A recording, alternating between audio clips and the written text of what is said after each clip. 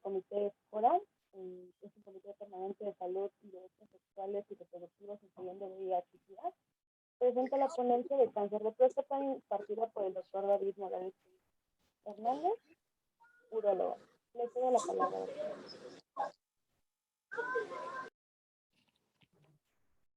Hola a todos, muy buena tarde. Gracias por la invitación de participar en esta breve plática que tendremos el día de hoy. Por favor, si en algún punto el audio no se escucha muy bien o algo, por favor, infórmenmelo para poderlo corregir.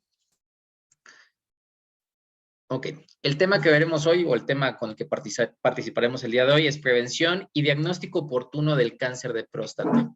Son los dos elementos claves cuando hablamos en promoción de la salud, cuando hablamos de esas situaciones que implican que nuestros pacientes puedan evitar desarrollar una enfermedad o que si la desarrollan, pues sean atendidos de forma pronta y eso cambie drásticamente su pronóstico.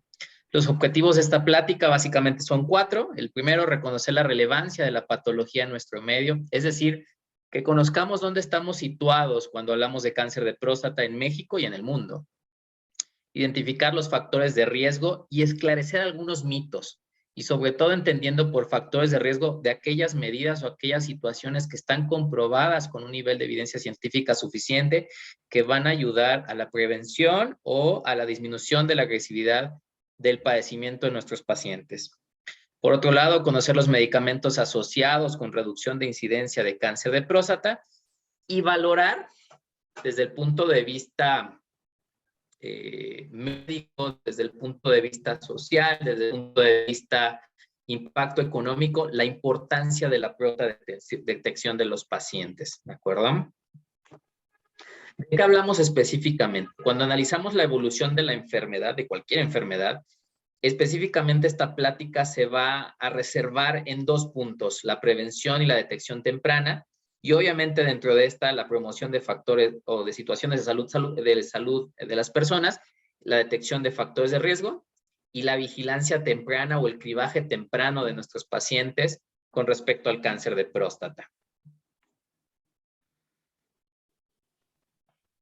Cuando hablamos de cáncer de próstata nos referimos a cualquier neoplasia maligna que afecta al tejido prostático. Específicamente nos referimos a las entidades malignas que afectan a la unidad estructural funcional de la próstata, es decir, al acino prostático, incluyendo dentro de esta las células epiteliales, las células glandulares y las células de la membrana basal.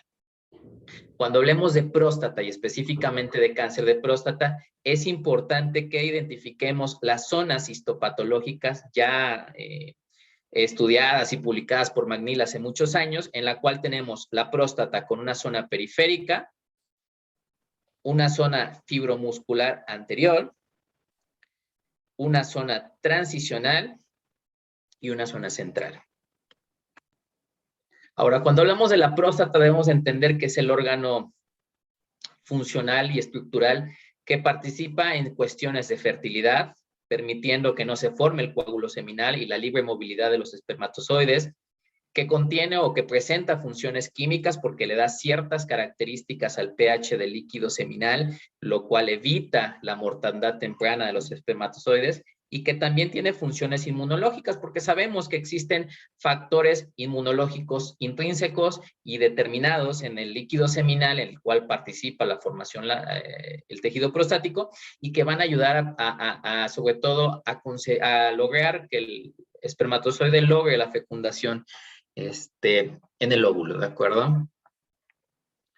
¿Cuál es la importancia? ¿Dónde estamos parados en cáncer de próstata? En cáncer de próstata debemos entender que es una enfermedad muy común, que es una enfermedad importante como una de las primeras causas de enfermedad en el varón y sobre todo como una de las principales causas de mortandad y de enfermedad maligna del varón. En general, a lo largo del mundo, es la primera causa de enfermedad maligna en el varón, en México, en Estados Unidos y en el mundo.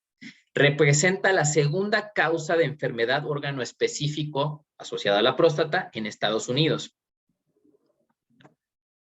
El panorama actual, de acuerdo a los datos esbozados en el GloboCan más reciente de 2020, sabemos que el cáncer de próstata es el cáncer sólido más común en los hombres. supera al cáncer del pulmón, supera al cáncer de colon. Y por dar un ejemplo de los países que llevan mejor control y estadísticas sobre este cáncer, Estados Unidos es uno de ellos. Ellos tienen, en lo que fue el 2020, tuvieron 350,000 casos. Y estos 350,000 casos se tradujeron en aproximadamente un 10% de mortalidad global. Es decir, aproximadamente fallecieron 3,150 personas en el mismo año.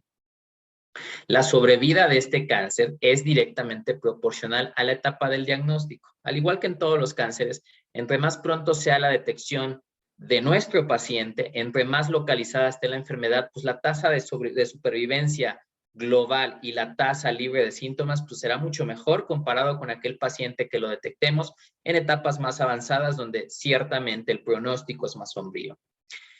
A diferencia de países en desarrollo, los países desarrollados, como muestra Estados Unidos, tienen aproximadamente la mayor tasa de detección en etapas iniciales. Y esto es muy importante cuando nos comparamos con nosotros, con Latinoamérica, porque en nosotros no ocurre lo mismo. En México, específicamente, las estadísticas que tenemos no son tan certeras porque son pequeñas casuísticas de hospitales de concentración y no necesariamente reflejan la realidad nacional, pero tenemos algunos datos. Sabemos que en México la tasa de mortalidad por cáncer de próstata representa a 13 pacientes fallecidos por cada 100,000 mexicanos varones en grupo de riesgo. Se estima que en México en 2019 ocurrieron 233,220 casos. Esto es lo que les comentaba hace unos momentos. Noten la diferencia del momento en que en México se detecta un cáncer de próstata comparado con países como Estados Unidos. En esta gráfica tenemos en las barras de colores las diferentes etapas clínicas del cáncer y vemos que en México la gran mayoría de los pacientes, el grosso de nuestros pacientes, son detectados en instituciones públicas y en etapas avanzadas, en etapas más allá de localmente avanzado, en etapas donde ya hay invasión y metástasis a órganos a distancia y en etapas donde poco vamos a poder ofrecerle a nuestros pacientes. Estados Unidos y países escandinavos tienen muy buenas tasas de detección en etapas localizadas y localmente avanzadas. Ahora, como les decía, en esta plática hablaremos sobre todo de la parte de la prevención y hablaremos le daremos la importancia a la detección temprana. Dentro de la prevención, lo primero que tenemos que conocer pues los factores de riesgo que ya están demostrados estadísticamente hablando, que tienen estudios que lo avalan desde el punto de vista de medicina basada en evidencia y que tenemos el suficiente peso estadístico en estudios y casuísticas para decir que estos factores, que estos elementos, si se modifican o si existen, son capaces de generar más predisposición en nuestros pacientes y sobre todo de tener cuadros más o menos agresivos. De los factores más estudiados está la herencia. Si bien el cáncer de próstata no está determinado necesariamente como un cáncer determinado por la herencia, sí funge y sí presenta un patrón o un riesgo muy establecido cuando hablamos de pacientes que tienen antecedentes familiares de cáncer de próstata. Cuando un paciente tiene un familiar vivo relacionado que desarrolló cáncer de próstata de forma temprana, es decir, menos de 55 años, ese paciente tiene el doble de posibilidades de tener un cáncer de próstata y tiene 4 veces más posibilidades de tener un cáncer de próstata más agresivo. La incidencia en general a lo largo de la vida de un paciente sin ningún factor de riesgo de desarrollar cáncer de próstata es del 4%. Es decir, estamos hablando que en aquellos pacientes que tengan un familiar relacionado por rama paterna con cáncer de próstata en etapa temprana, tiene hasta un 8% de posibilidades de desarrollar cáncer de próstata a lo largo de la vida. ¿Y por qué específicamente la rama paterna? Porque sabemos que gran parte de la codificación de las proteínas y del desarrollo hormonal en la próstata es dependiente totalmente del cromosoma Y, y que por obvias razones la rama paterna o la rama familiar paterna es la que más nos interesa en nuestros pacientes con cáncer de próstata. Cuando estamos hablando en la consulta, en la entrevista inicial con nuestros pacientes, uno de los factores que más nos interesa es toda la línea paterna, padre, tíos, hermanos, porque esto es muy importante, porque esta línea, esta rama genética es la más determinante como factor de riesgo familiar para nuestros pacientes. Sabemos que dentro de las variaciones, dentro de las mutaciones del ADN que se asocian al cáncer de próstata, existen al menos 100 alteraciones o 100 mutaciones identificadas, siendo la más importante la BRCA, la tipo 2, la tipo 1 y la TP53. De estas tres se desprenden los cuadros más agresivos identificados de cáncer de próstata, y sabemos que en lo global de cada 100 pacientes con cáncer de próstata, al menos 6, es decir, el 6%, va a tener alguna mutación de algunos de estos aberraciones del ADN, que sobre todo son aberraciones de ADN que codifican mecanismos de protección y mecanismos de apoptosis temprana en las células, lo cual obviamente evita el desarrollo del adenocarcinoma de próstata. Ahora, dentro de los factores de riesgo asociados, en mucha literatura lo vamos a encontrar a la raza como un factor de riesgo, aunque aquí lo pongo un poco en entredicho. ¿Por qué? Porque cuando hablamos de los humanos, cuando hablamos del hombre, no necesariamente podemos decir que se tratan de razas, puesto que la variabilidad genética entre una persona afroamericana y un caucásico es mínima. Por consiguiente, creo que sería un poco más apropiado que el término raza utilizar el término etnias. Y cuando hablamos de etnias en el cáncer de próstata, sí notamos diferencias.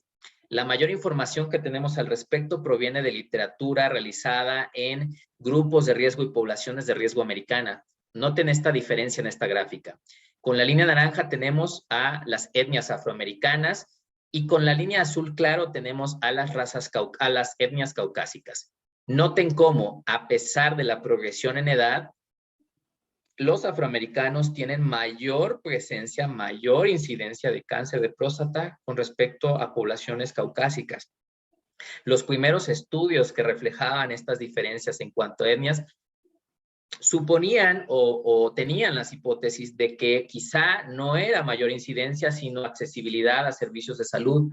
Hoy por hoy existe suficiente información científica, suficiente artículos con buen nivel de evidencia científica. Estamos hablando de estudios nivel de evidencia 1A, 1B, donde se comprueba que efectivamente no es cuestión de accesibilidad a servicios de salud, es cuestión de mayor variabilidad, mayor prevalencia de mutaciones genéticas que condicionan mayor incidencia de cáncer de próstata en las poblaciones afroamericanas con respecto a las caucásicas.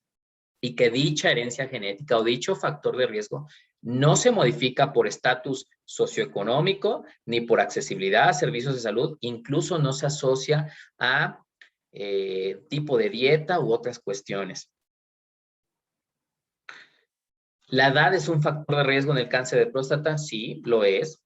Sabemos que a mayor edad, mayor incidencia del cáncer de próstata. En esta gráfica podemos observar cómo conforme nuestros pacientes van avanzando en edad, la prevalencia y por ende la incidencia de cáncer de próstata va a ser mayor. Cuando nosotros tomamos, como un ejemplo, una persona o un grupo de población de pacientes mayores de 80 años, de cada 5 varones que tengamos en ese grupo de población, si nosotros hiciéramos una secuencia de biopsias aleatorias, por lo menos vamos a identificar en uno de ellos focos microscópicos detectables de cáncer de próstata.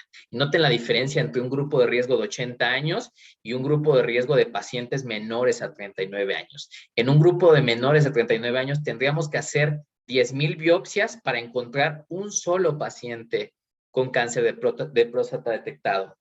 Y la diferencia con los pacientes mayores de 80 años. Entonces, la edad es importante y por ende en nuestra consulta, en nuestra atención a los pacientes, la edad es un punto clave para que nosotros empecemos con una sospecha de qué paciente o qué grupo de población puede o no tener mayor posibilidad de presentar un cáncer de próstata. Muchas veces en la consulta incluso llegamos a comentar que el cáncer de próstata es un cáncer de edad, es un cáncer que ocurre por procesos normales de modificación en la forma en que el cuerpo, a través de los mecanismos de protección del ADN, va generando distintas enfermedades. Ahora, cuando modificamos los dos factores riesgo, la etnia y la edad, encontramos que también afroamericanos con mayor edad, comparados con población caucásica de la misma edad, tiene mayor incidencia de cáncer de próstata. Es decir, el riesgo relativo, la posibilidad de que ese grupo de riesgo presente la enfermedad es mucho mayor cuando combinamos distintos factores de riesgo. Y eso también es importante al momento que estamos en la consulta, al momento de que estamos haciendo nuestra entrevista inicial en un paciente. Ahora, mucho se ha hablado de los factores determinantes por el estilo de vida de los pacientes. Uno de los más estudiados y que en la época de los 90 estaba muy en auge, la dieta. Antes pensábamos que la dieta rica en grasas, teníamos suficiente evidencia para afirmar que la dieta rica en grasas, que la dieta rica en purinas, perdón, la dieta rica en grasas por sí misma tenía una capacidad de tener mayor incidencia o impacto en el riesgo relativo de un grupo para presentar la enfermedad. Hoy sabemos que no. Hoy sabemos que distintas casuísticas muy grandes han demostrado que la dieta rica en grasas, si bien se asocia a otros trastornos, síndromes metabólicos, desarrollo de trastornos metabólicos, desarrollo de hipertensión, desarrollo de microangiopatías, etcétera, no se asocia necesariamente con mayor riesgo de presencia de adenocarcinoma de próstata. Las dietas ricas en proteínas, no importa si es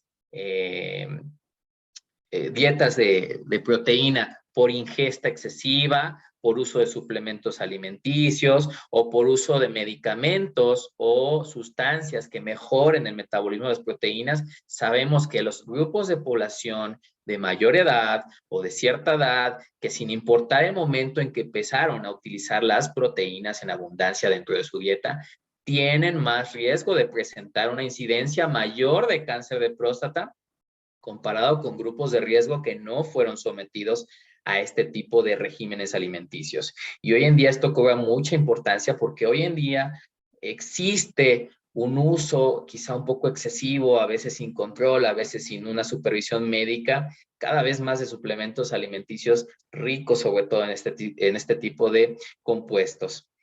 El selenio, otro de las oligoelementos esenciales muy estudiados, muy ampliamente revisados, sí se ha encontrado como un causante, no de mayor incidencia, pero sí de mayor agresividad de cáncer. Ha habido grupos, sobre todo el grupo escandinavo del doctor Brouwer, el grupo del doctor Cristal, donde se han determinado valores o niveles de selenio por la presencia de los mismos en las uñas de ciertos grupos de población comparados con grupos de control, y se ha encontrado que en aquellos pacientes donde existen niveles más altos de selenio, mayor exposición, mayor niveles de la sustancia, se encuentra mayor incidencia, pero sobre todo mayor agresividad de los patrones de adenocarcinoma. Sabemos que el cáncer de próstata se divide por grupos de riesgo, tomando en cuenta uno de ellos, los patrones de agresividad de la clasificación Gleason. La clasificación Gleason, clasificación histopatológica que utilizamos para determinar el grado de agresividad de un cáncer de próstata. Y sabemos que los pacientes con niveles más altos de selenio demostrable tienen patrones de Gleason mucho más agresivos y por ende la evolución de estos pacientes es distinta a otros grupos de pacientes. La vitamina D, que también en su momento, en los 90, con el grupo de Catalona, del doctor Palou, del doctor Stevens, estuvo mucho en auge, fue ampliamente estudiado, no ha demostrado por evidencia científica, por peso estadístico, modificar ni incidencia ni agresividad. Entonces, de esta primera diapositiva identificamos que sí hay dos patrones que podemos determinar: dietas ricas en proteína, exposición a selenio o dietas altas en selenio, ¿de acuerdo? Y como les explicaba, aparte de la relevancia o de los temas que vamos a abordar pues en esta plática, es dos factores dentro de la evolución o dentro de los pilares de la atención del paciente: disminuir incidencia y aumentar detección en temprana. Y entendiendo por incidencia, modificar los factores de riesgo o interactuar con los factores de riesgo, y en aumentar la detección temprana, pues utilizar todos aquellos mecanismos que tenemos de detección o cribaje en nuestros pacientes. ¿Cómo podemos influir desde el punto de vista médico en el cáncer de próstata? ¿Tenemos medicamentos o tenemos evidencia de algunos grupos o familias de medicamento que interactúen y modifiquen la incidencia? Sí, sí lo tenemos. De los ejemplos más claros, el finasteride. El finasteride lleva 10 años por lo menos, ya con evidencia científica, con nivel de evidencia 1A, 1B, de que es un medicamento que puede reducir la incidencia en pacientes con cáncer de próstata. El ejemplo más claro y el estudio más relevante en este contexto fue Parteaguas del doctor Catalona, que es el estudio que aquí estamos presentando. Fue un estudio multicéntrico con 18,882 pacientes. Esos pacientes se incluyeron en 2 grupos separados. En ambos grupos todos eran pacientes mayores de 55 años y que por criterios tuvieran muy baja posibilidad de tener cáncer de próstata a largo plazo. En ambos grupos, un grupo control y un grupo elegido, se utilizó el finasteride a lo largo de un tratamiento de 7 años y se encontró con un peso específico, una reducción del 25% en el riesgo relativo de desarrollar cáncer de próstata de estos pacientes. Es decir, cuando se utilizó el finasteride, que es un inhibidor de la 5-alfa reductasa en los pacientes, se encontró que se podía reducir hasta en un 25% la posibilidad de que ese grupo de población desarrollara cáncer en el lapso de los próximos 7 años. Y no es para menos, significa que de cada 100 pacientes podíamos evitar en 25 de ellos de forma segura la presentación de cáncer de próstata a largo plazo.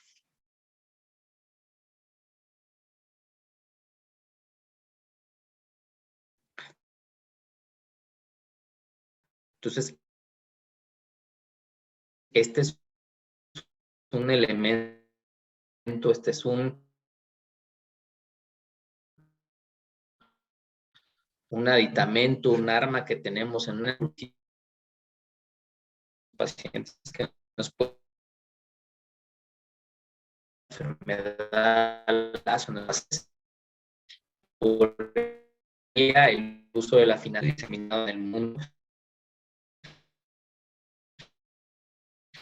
en el medicamento ampliamente usado, porque muchas veces no solo nos va a permitir Creo que el doctor está teniendo problemas con su internet. Esperemos que ahorita se restablezca.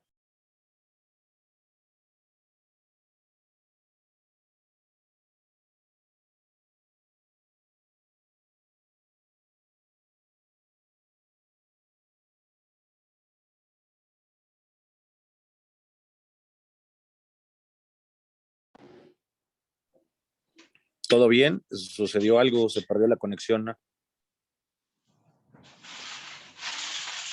Sí, creo que ya se pudo conectar de nuevo. Tu audio se escucha muy, muy bajo. Tu audio se escucha muy bajo.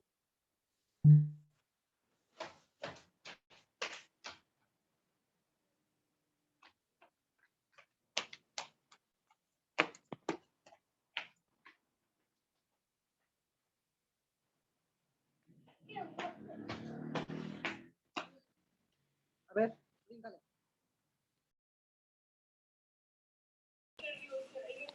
¿Por qué? No sé por qué. Les pagas, ¿verdad? Les pago y esperan ese cheque.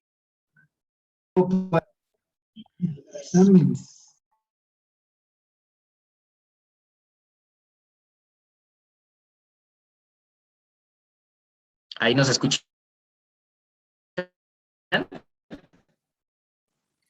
Doctor, me parece que se escucha un poco cortado. No sé si sea cuestión de su internet o de su señal.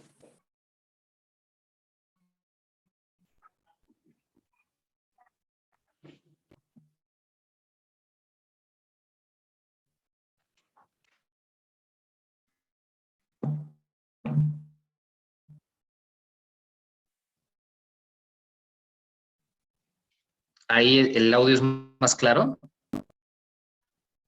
¿Nos escuchan mejor ahí? Me parece que un poco mejor. Igual cualquier cosa, pues le vamos diciendo. Muchas gracias, doctor. Ok.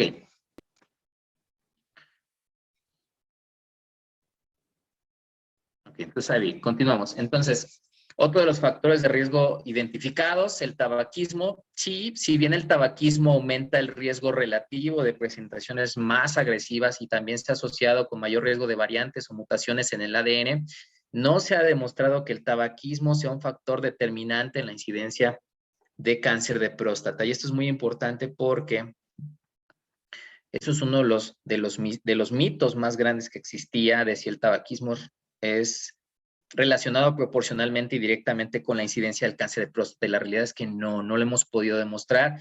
No existe suficiente literatura con un peso estadístico demostrable en este sentido.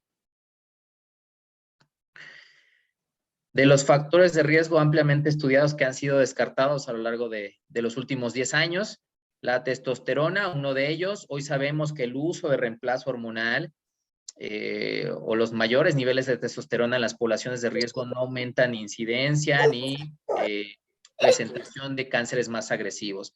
Por darles un ejemplo, uno de los pilares hoy en día del tratamiento del bloqueo hormonal en cáncer de próstata metastásico, antes era un tabú o era imposible utilizar testosterona en estos pacientes que realizamos bloqueo hormonal y hoy no. Hoy por hoy el bloqueo hormonal no está peleado con los suplementos o con la administración exógena de testosterona. Entonces, es decir, la testosterona no tiene ninguna relación con el cáncer de próstata.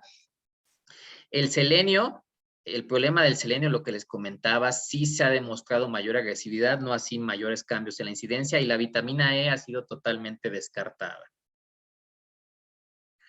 Los factores de riesgo que hoy en día están en estudio y que son muy importantes, uno de ellos, el subtipo número 16 del virus del papiloma humano, que se incluye dentro de la mayoría de las vacunas comerciales que existen hoy en día, preventivas de infección por virus del papiloma humano. Sí, en los estudios iniciales, en los valores reportados iniciales de las diferentes casuísticas, sí está demostrada una relación con mayor incidencia, sí está demostrado una relación con cánceres de próstata más agresivos. Entonces, sin lugar a duda, en los próximos 6, 7 años empezará a surgir cada vez más información del virus del papiloma humano y su relación con el cáncer de próstata, y por ende la vacuna para el virus del papiloma humano, sin duda alguna, representará un cambio, un parteaguas en uno de los factores de riesgo más fáciles de modificar con miras a disminuir la incidencia de cáncer de próstata. El cadmio, otro de los elementos muy estudiados, sobre todo en países como Estados Unidos, donde la industria siderúrgica tiene un auge importante, también ha demostrado mayor incidencia, ha demostrado factores de hasta 4 veces de mayor riesgo relativo para la población expuesta, y también se ha demostrado la relación del cadmio con múltiples mutaciones de los genes más asociados o de los genes mutantes más asociados con patrones de cáncer de próstata más agresivos.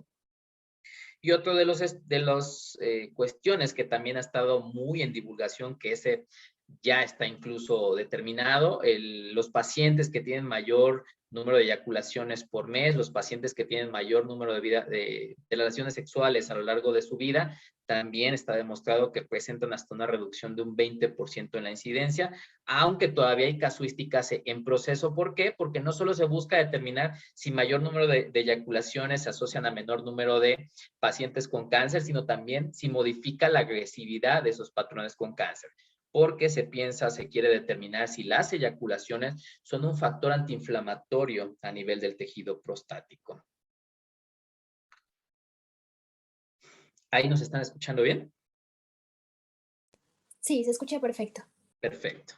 Ahora, ya vimos la parte de los factores de riesgo. ¿Qué tenemos de la detección temprana? ¿Qué tenemos de esta parte donde podemos también influir en nuestros pacientes? Básicamente tenemos 2 pilares importantes: el tacto rectal y la medición del antígeno prostático específico. El tacto rectal, ¿qué sabemos en estos momentos? ¿Qué sabemos al día de hoy? Bueno, sabemos que es una técnica muy sencilla, es una técnica que se puede reproducir en cualquier consultorio. Sabemos que la curva de aprendizaje para que un examinador no adiestrado aprenda a realizar una adecuada exploración prostática es muy bajo. Sabemos que es altamente sensible, no necesariamente altamente específico, pero altamente sensible, es decir, nos ayuda a determinar aquellos pacientes verdaderamente positivos. En cualquier operador adiestrado, un operador adiestrado es capaz de determinar lesiones tan pequeñas como de 5 milímetros. Es una prueba muy rápida. Es una prueba con suficiente evidencia científica como para ser un criterio de indicación de biopsia transrectal. Y en lo global, sin asociarse a ninguna otra prueba, es decir, teniendo solamente al operador, al médico y al paciente en un consultorio, tenemos una sensibilidad y una especificidad por sí mismo de un simple tacto rectal del 60%.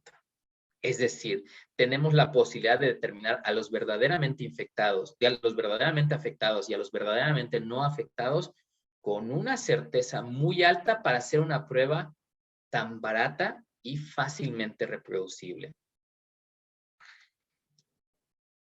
Los criterios o las recomendaciones en general para el día de hoy en un paciente en grupo de riesgo, es decir, un paciente mayor de 40 años, para realizar el tacto rectal es por lo menos realizarlo cada 2 años en pacientes población de riesgo, es decir, en pacientes con dietas ricas en proteínas, pacientes con exposición a selenio, pacientes con antecedentes heredofamiliares de cáncer de próstata, y en aquellos que son población de bajo riesgo, cada 6 o 8 años, un tacto rectal. Es decir, hoy en día ha cambiado el paradigma de si el tacto rectal es indispensable dentro de una consulta del médico general que valora a un paciente con problemas prostáticos o del médico especialista. Sí, sí lo es. Es una parte crucial, no sustituible al día de hoy por el antígeno prostático ni por ninguna de las pruebas diagnósticas o incluso de confirmación que existen para el cáncer de próstata. No a todos los pacientes lo vamos a hacer en la primera consulta, pero tarde o temprano todos nuestros pacientes, cada determinado tiempo, si son grupo de riesgo o no, requieren un tacto rectal. Y eso nos va a permitir tener mucha certeza de lo que estamos presentando en nuestros pacientes. Si combinamos un antígeno prostático específico con un tacto rectal, la sensibilidad y la especificidad de ambas pruebas en combinación alcanzamos niveles tan altos como un 90-92%. Entonces es muy importante el tacto rectal. Y en el tacto rectal recordemos que la relevancia del mismo es que tocamos precisamente la zona o la parte de la próstata desde el punto de vista de división histológica, que es la que presenta mayor porcentaje de los cánceres de próstata. Cuando hacemos nosotros un tacto rectal, estamos tocando la parte periférica de nuestra próstata, de nuestro adenoma prostático, y es la zona más afectada por cáncer, y por eso la importancia, la relevancia, el peso estadístico de esta prueba tan sencilla.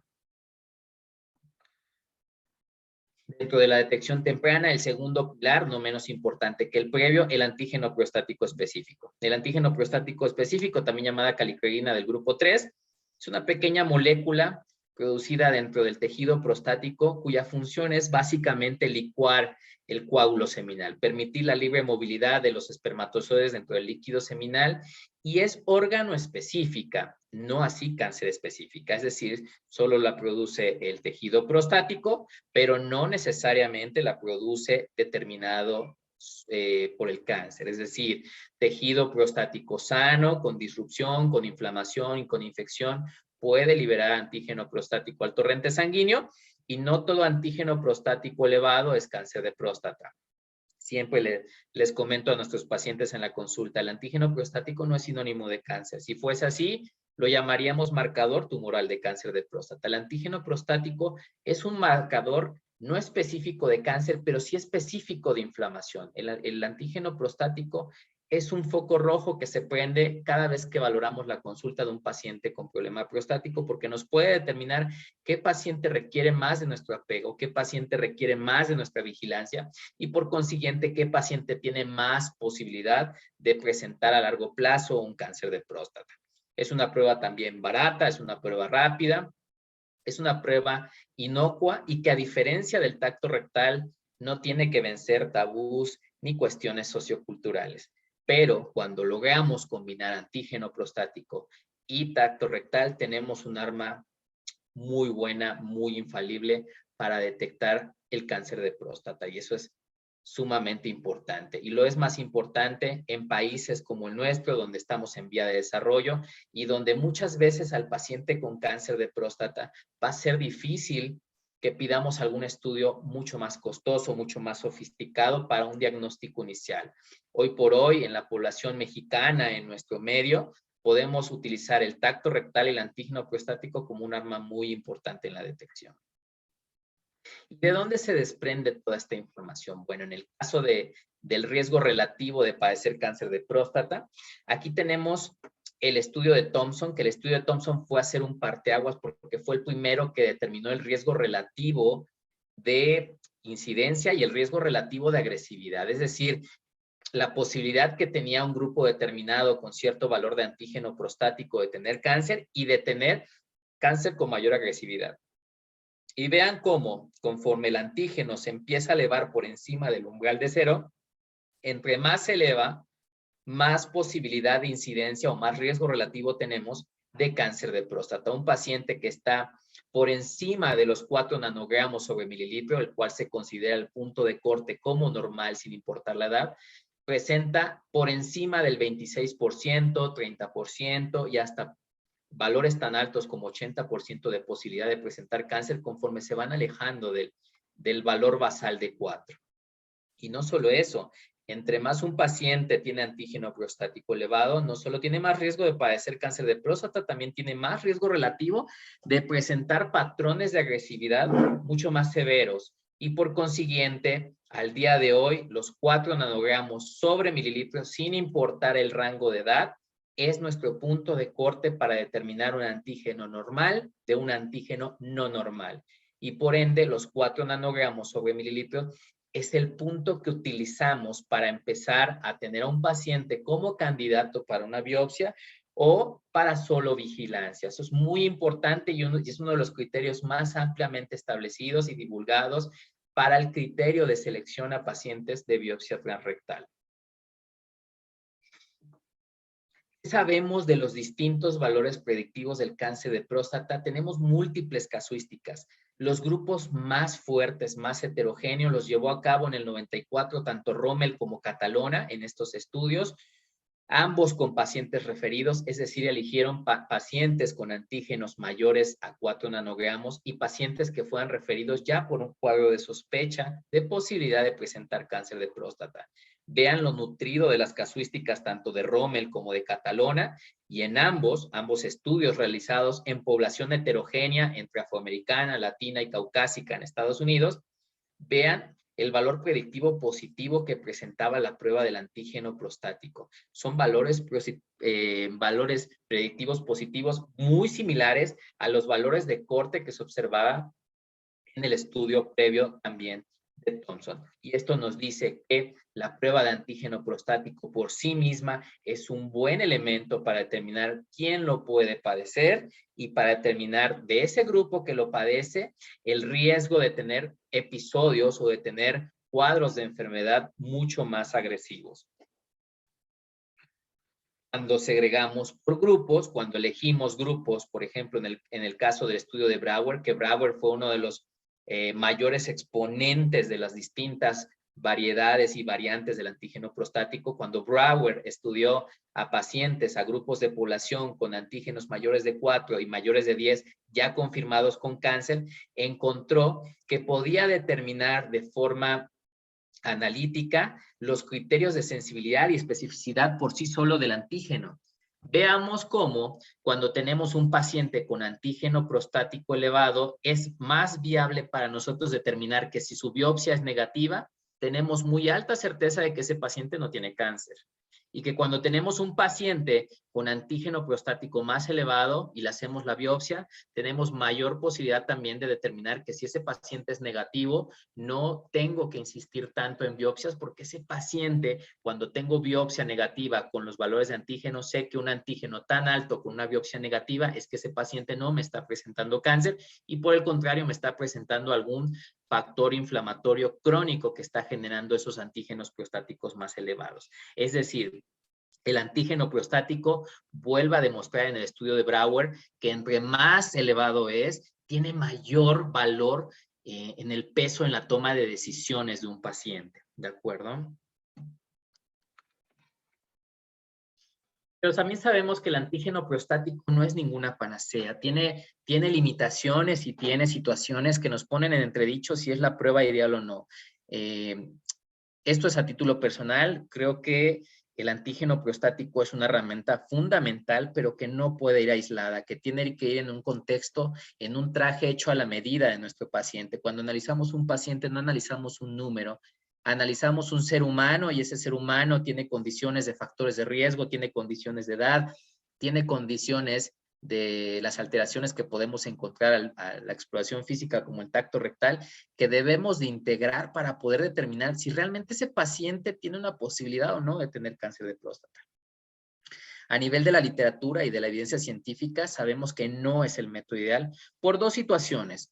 Hay un número alto de falsos negativos y de falsos positivos. Es decir, hay un número importante donde vamos a través del cáncer de próstata a perder a pacientes que sí tienen cáncer de próstata porque el antígeno prostático está normal. Pero también vamos a tener a pacientes donde no existe cáncer de próstata y sin embargo, por alteraciones inflamatorias, hasta el mejor patólogo se puede confundir y determinar que en una biopsia de ese paciente con antígeno elevado sí hay presencia de cáncer. Y aquí tenemos dos ventajas o dos puntos que esto es cuestión de simple y sencillo racionamiento. ¿Qué pasa con los pacientes que son falsos negativos? Es decir, paciente que sí tiene un cáncer, que es un cáncer, pacientes que tenemos con antígeno prostático elevado, pero que nos salen negativos en la biopsia y que sin embargo sí presentaban cáncer. Bueno, sabemos que son pacientes que presentan patrones tan poco agresivos de ese cáncer que el hecho de no haberlos detectado a través de la biopsia transrectal que nos refirió a ese antígeno elevado, no pasa nada, porque ese paciente difícilmente va a tener complicaciones severas en los próximos 10 años a consecuencia de ese cáncer de próstata tan poco agresivo. Es decir, si es un falso negativo por antígeno prostático elevado, no pasa nada. Muy probablemente ese paciente debutará en los próximos 10 años y todavía debutará en un punto en el que podría ser posible curarlo porque es enfermedad localizada o que en el peor de los casos será un paciente que responda muy bien a terapias hormonales y que al final del día el que haya salido negativo dentro de ese espectro de pacientes con antígeno prostático elevado no va a modificar su enfermedad.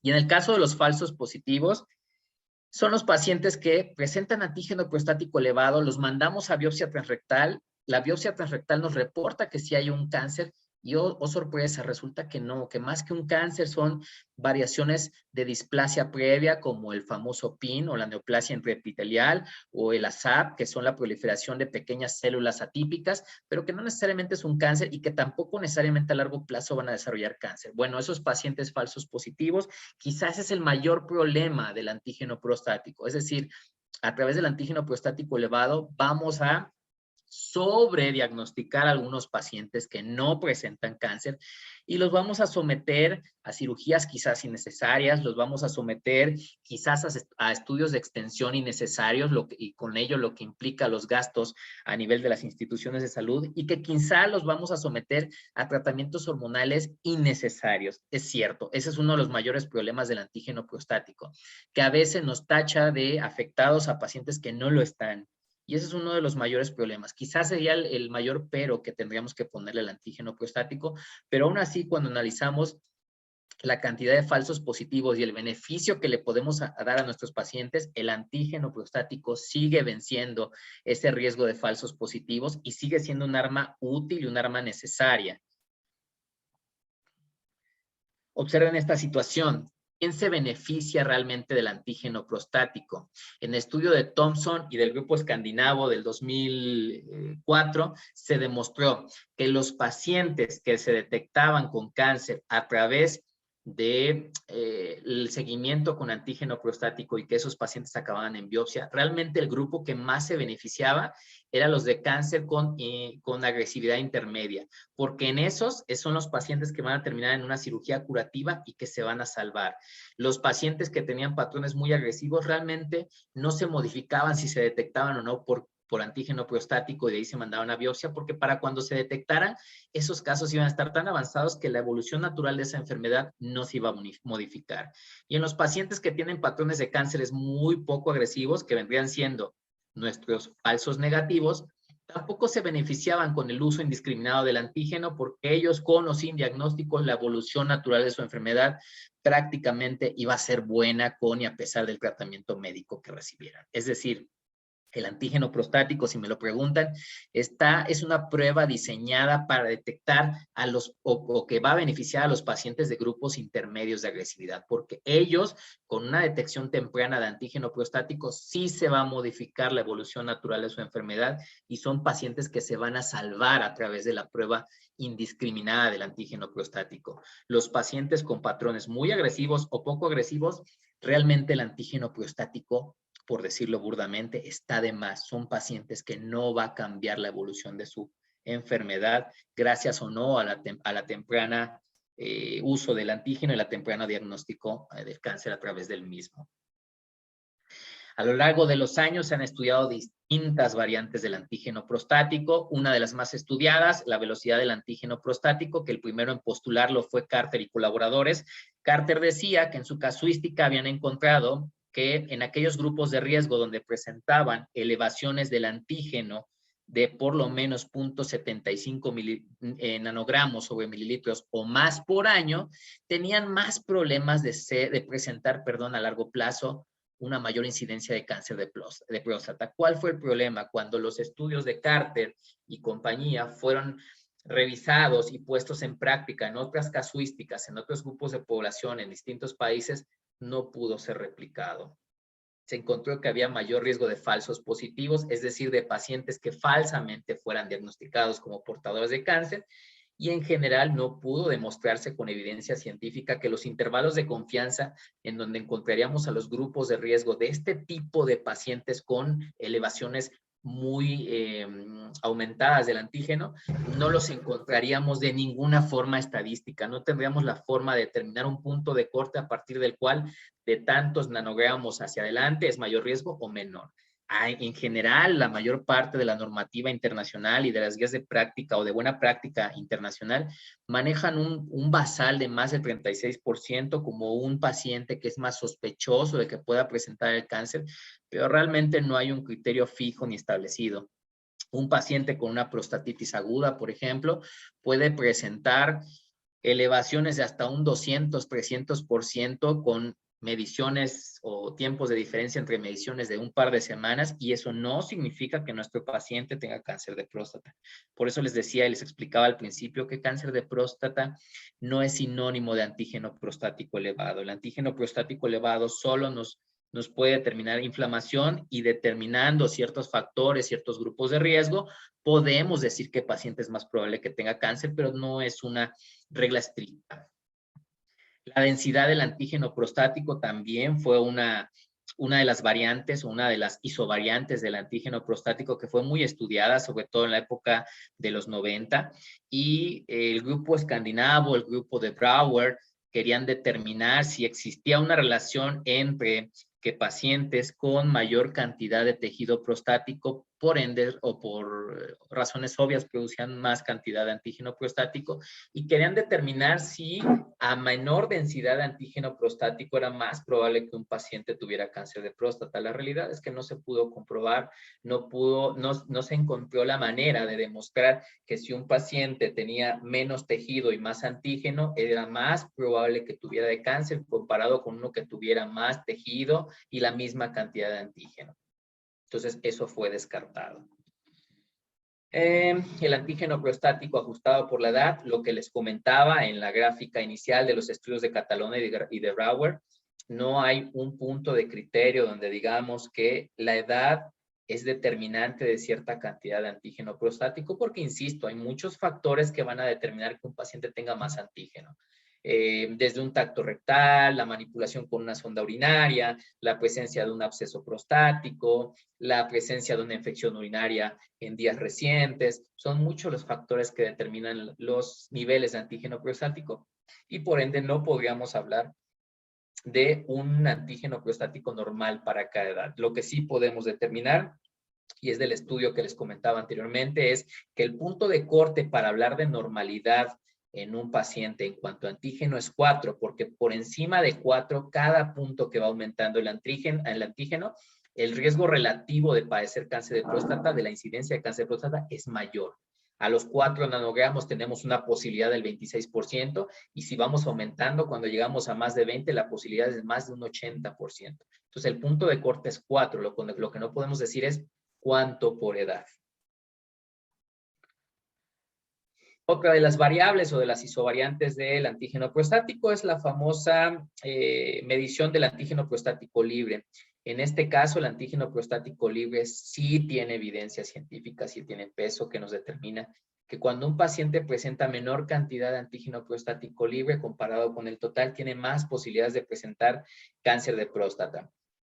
Estiman que fue el primero en determinar o en buscar qué proteínas se asociaban o se combinaban con el antígeno prostático para su circulación en el torrente sanguíneo, determinó que había dos moléculas o dos grupos proteínicos que se asociaban al antígeno prostático, la alfa-1 antiquimiotripsina y la alfa-2 macroglobulina. Él planteó la hipótesis en su estudio inicial, por ahí del 95, 96, en el que si teníamos menor cantidad de antígeno prostático libre, era más probable que cuando ese paciente lo mandáramos a una biopsia tuviéramos un resultado positivo. Catalona fue más allá y, el estudio de Steeman fue por ahí del 92, 93 y Catalona en el 95 dijo, bueno, vamos a agarrar a esta hipótesis de Steeman y lo vamos a poner en práctica. Eligió pacientes con tacto rectal normal, pero que tuvieran un antígeno prostático entre 4 y 10. Y midió los niveles de antígeno prostático libre comparado con el total en este grupo de riesgo de aproximadamente 220 y tantos pacientes. Determinó que en aquellos que tenían una fracción libre menor al 20%, tenían el doble de posibilidades de tener una biopsia transrectal positiva. Y ahí fue donde se determinó, donde él estableció como un punto de corte para tener un intervalo de confianza, es decir, tener la sensibilidad suficiente para decir si tengo un paciente por debajo de este valor puede ser positivo. Ahí fue donde él tomó la determinación de decir que todo paciente con menor a una fracción libre del 20% tenía más posibilidades de tener un cáncer de próstata. Y esta prueba, específicamente la variante del antígeno prostático, es una de las que quizás sí podríamos asociar fuertemente a lo antes mencionado, al tacto, al antígeno total y esta nueva isovariante. Cuando combinamos las tres cosas, nuestra sensibilidad es muy buena. Nuestra posibilidad de realmente detectar qué paciente lo tengo que mandar a biopsia o no es muy alta. Otra de las isoformas o de las nuevas variantes, el PSMA, el PSA3, el HK2, son isoformas o son formas precursoras o inmaduras o más jóvenes del antígeno prostático específico en su proceso de metabolismo, pero que al día de hoy no han sido posible utilizarse de forma indiscriminada para cribaje porque no son tan buenas en sensibilidad y especificidad para determinar incidencia, pero sí nos ayudan sobre todo para la vigilancia de pacientes ya conocidos con cáncer de próstata. Es decir, estas dos isoformas, y tanto el PSA3 y estas dos, se utilizan más para la vigilancia del paciente con cáncer de próstata, no tanto para el diagnóstico, por cuestiones de costo, por cuestiones de infraestructura que requieren laboratorios para procesar este tipo de muestras y porque no hay una sola casuística que al día de hoy demuestre que son pruebas que nos tienen o que nos presentan un riesgo relativo mucho mayor una sensibilidad para el riesgo relativo mucho mayor que el antígeno prostático común, barato y reproducible. Cuando ya tenemos al paciente que identificamos con factores de riesgo, cuando ya tenemos al paciente que tenemos con un tacto o con un antígeno sospechoso, es el paciente que vamos a mandar a una detección confirmatoria temprana, es decir, a la biopsia transrectal de próstata. Hoy en día la biopsia transrectal de próstata, tanto las variantes transrectal o transperineal, ya sea guiada por ultrasonido o guiada por resonancia magnética de fusión, es una muy buena opción para confirmar a nuestros pacientes y nos permite detectar a nuestros pacientes, sobre todo al grupo que mencionábamos, los de riesgo intermedio y los de enfermedad localizada. Los criterios para solicitar una biopsia de próstata al día de hoy no han cambiado mucho con el pasar de los años. Pacientes que presenten antígeno prostático mayor de 4 de forma sostenida, por lo menos 2 mediciones en momentos distintos sin evidencia de infección entre cada uno de ellos. Pacientes que tengan tacto rectal sospechoso, por ahí les decía hace unos momentos la importancia de la sensibilidad y especificidad del tacto rectal, porque miren, el tacto rectal es por sí solo una indicación de envío a biopsia transrectal. Y bueno, están también las misceláneas de la biopsia transrectal, los pacientes que tienen una única medición elevada, pero que ya tienen evidencia de afección sistémica sospechosa de cáncer de próstata. Ese es el criterio actualizado también para enviar a una biopsia de próstata. La biopsia de próstata, las ventajas, pues es una práctica relativamente económica, accesible, reproducible en consultorio, requiere relativamente pocos insumos y la curva de aprendizaje es muy baja. A lo largo de la historia, la biopsia de próstata se ha ido modificando con el pasar de los años. Hace unos años se consideraba una buena biopsia la toma de 6 muestras de un tejido prostático, de un adenoma prostático, 3 de cada lado, 3 de cada lóbulo. Después pasamos por ahí del año 2000 a las biopsias de saturación, que era el boom, hasta que llegó Preminger en el 2005, cuando demostró en su famosa casuística del estudio del seguimiento y prevención de cáncer de próstata, publicado por ahí del 2005, donde él dijo, no, demostró que bastaban con 12 biopsias, 12 núcleos, perdón, 6 de cada lado, para con una probabilidad estadística muy alta encontrar núcleos cancerosos positivos en los pacientes con antígeno prostático elevado. Él pudo determinar que con 12 muestras la posibilidad que tenía de encontrar un paciente realmente afectado como positivo era la misma que si tomaba 20, 30, 40 núcleos. Él fue el primero que permitió que la biopsia transrectal de próstata tuviera menor número de complicaciones, porque a menor número de piquetes del tejido prostático, menor riesgo de infección, sangrado, molestia y dolor en el paciente. Es decir, pues llegando al punto final de nuestra breve plática, podríamos decir que hay 2 enunciados muy evidentes. Uno, la prevención en cuanto a cáncer de próstata está en los albores. Todavía no tenemos suficiente información para determinar cambios específicos en el estilo de vida que realmente nos ayuden a que un paciente pase de un 4, de un 8% de riesgo de probabilidad de presentar cáncer a menos de 1. Todavía no existe. Algún día lo habrá.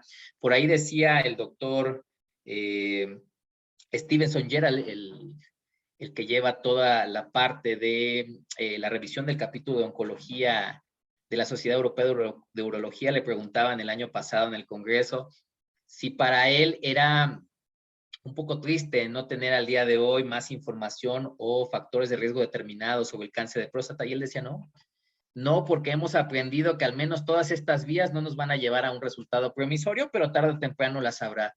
Llegar a un punto en que la evidencia científica, en que los distintos grupos de profesores y académicos que están encaminados a la detección y a la recopilación de información científica con respecto a cáncer de próstata, encontremos más evidencia que nos permita realmente influir en la incidencia del cáncer de próstata.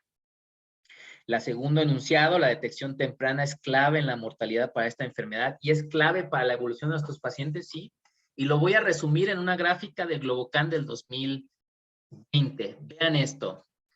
¿Por qué les digo que es importante darle el valor a detectarlos? No solo a sospecharlos, no solo a identificar grupos de riesgo. También es importante detectarlos. ¿Por qué?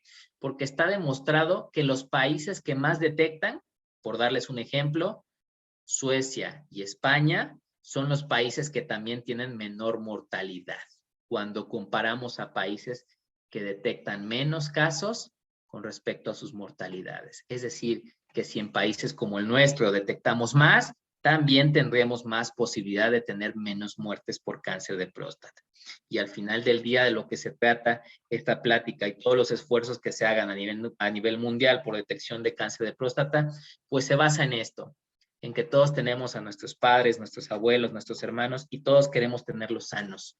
Y el día de mañana queremos verlos sonriendo. Y para eso necesitamos detectar a los pacientes que tienen cáncer de próstata. Muchas gracias.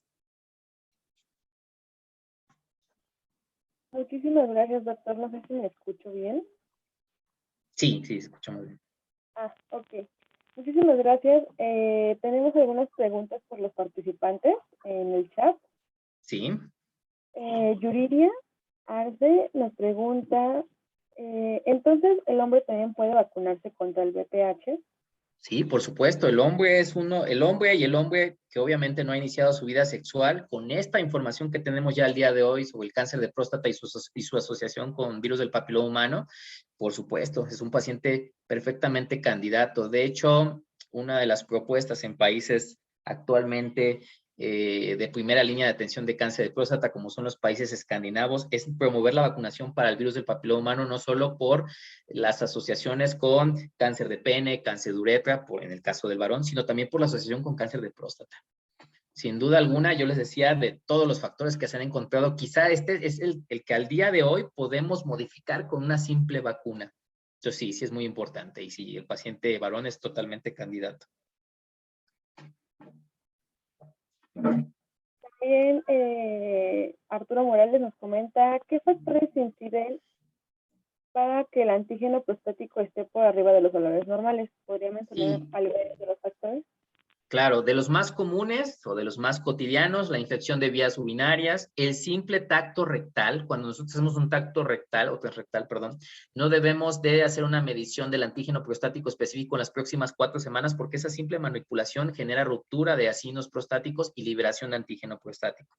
Entonces, todo paciente que está sometido bajo sondeo urinario, todo paciente que fue sometido a una exploración rectal muy reciente, a todo paciente que fue o que cursó con una infección de vías urinarias reciente, todos esos pacientes no es un antígeno prostático real el que estamos observando y muy probablemente lo único que estamos observando o apreciando es una próstata inflamada. Estos son algunos de los factores más comunes. Hay unos más complejos, pero los más cotidianos, infección, manipulación, exploración.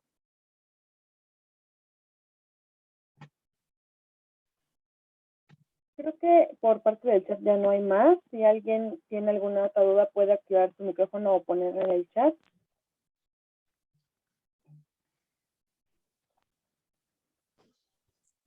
¿Qué tal? Buenas noches, doctor. Primero que nada, agradecerle. Y bueno, Hola, buenas pues noches. a mí me surge otra duda con respecto, no me quedó tan claro. A diferencia de otros cáncer que pudieran producir metástasis, lo que respecta a cáncer de próstata específicamente, este tipo de cáncer únicamente o solo se encapsula, también crea metástasis. ¿Cuál es el porcentaje de que en caso de que existan los dos encapsulado o que cree metástasis, cuál es el porcentaje de cada uno de estos en su experiencia? En la población mexicana, es lo que comentaba al inicio, en la población mexicana la mayor parte de los pacientes van a debutar con enfermedad avanzada por múltiples factores. Principalmente en el caso de México sí es la falta de accesibilidad a servicios de salud. Entonces, en el caso de México, de cada 10 pacientes en promedio, según las estadísticas nacionales, de cada 10 pacientes, por lo menos entre 4 y 6 van a debutar o van a ser diagnosticados por primera vez de cáncer de próstata, ya con un cáncer avanzado, es decir, con un cáncer metastásico. La minoría va a ser detectada con un cáncer totalmente localizado y esos pacientes son los que se van a poder curar y los que realmente se van a beneficiar de la identificación de los factores de riesgo y de la detección temprana. En estos pacientes, en el cáncer de próstata, la situación de si lo vamos a encontrar localizado o avanzado o encapsulado o metastásico es realmente en qué momento de la enfermedad lo identifiquemos. En qué momento dentro del desarrollo de la evolución de su enfermedad lo identificamos y en base a ello en dónde está localizado el cáncer. Hoy por hoy, para el cáncer localizado, la expectativa de sobrevida es altísima, tanto en México como en el mundo. Y en el caso de la enfermedad metastásica, también en México, en el mundo en general, todavía hay buena tasa de posibilidad de sobrevivencia a mediano plazo y de enfermedad libre de síntomas a largo plazo.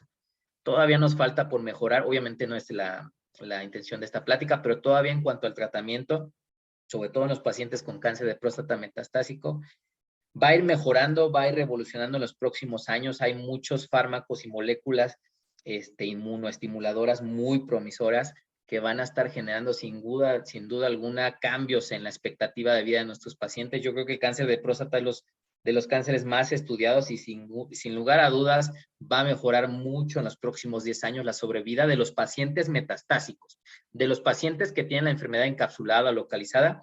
Ellos al día de hoy son curables. Entonces, poco a poco irá modificando un poco esta situación del cáncer de próstata. Mientras lleguemos a esos puntos, todavía seguiremos en la parte de factores de riesgo y pues detección temprana, ¿no?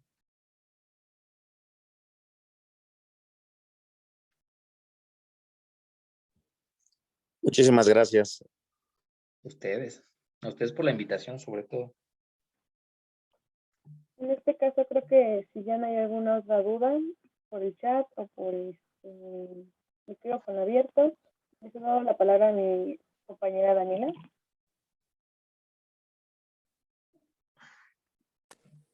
Claro, bueno, si ya no hay ninguna duda, pues por esta noche le agradecemos al doctor David Morales Hernández por parte del Comité Estudiantil de Práctica Médica, CEPRAMED, y del Comité Permanente de Salud y Derechos Sexuales y Reproductivos, incluyendo VIH y SIDA. Agradecemos su participación en la ponencia de cáncer de próstata. Fue una excelente sesión, y aprendimos muchísimo. Y claro, le haremos llegar un reconocimiento como agradecimiento de su participación.